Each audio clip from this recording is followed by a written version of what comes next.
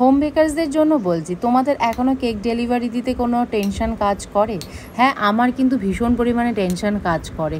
2019 থেকে আমি কাজ করছি, বাট আমি জানি না, আমার কাস্টমারকে ডেলিভারি দেওয়ার আগে অবধি কিন্তু ভীষণ পরিমাণে একটা নার্ভাসনেস কাজ করে। মনে হয় যে আমি যাতে কাস্টমারকে সেফলি কেকটা পৌঁছাতে পারি। তো আমি যাতে সেফলি পৌঁছাতে পারি আর কেকটা যাতে একদম ঠিকঠাক থাকে কাস্টমার বাইরে রেখে দেওয়ার পরও, তার জন্য আমি কি করি, আমি কেকটা ওভারনাইট ফ্রিজে রাখি। আর ফিনিশিংটা কিন্তু আমি ডেলিভারি দেওয়ার 2-3 ঘন্টা আগে করি। ইভেন স্প্রিঙ্কেলটাও যে আমরা দিই ডেকোরেশনের জন্য, সেটাও কিন্তু আমি 2-3 ঘন্টা আগেই দিই ডেলিভারির। তো এখানে কাস্টমার আমাকে ফটো পাঠিয়েছিল কেকটা করে দেওয়ার জন্য, তো আমি সেইভাবেই কাস্টমারকে কেকটা করে দিয়েছিলাম আর তাদের খুব পছন্দও হয়েছিল।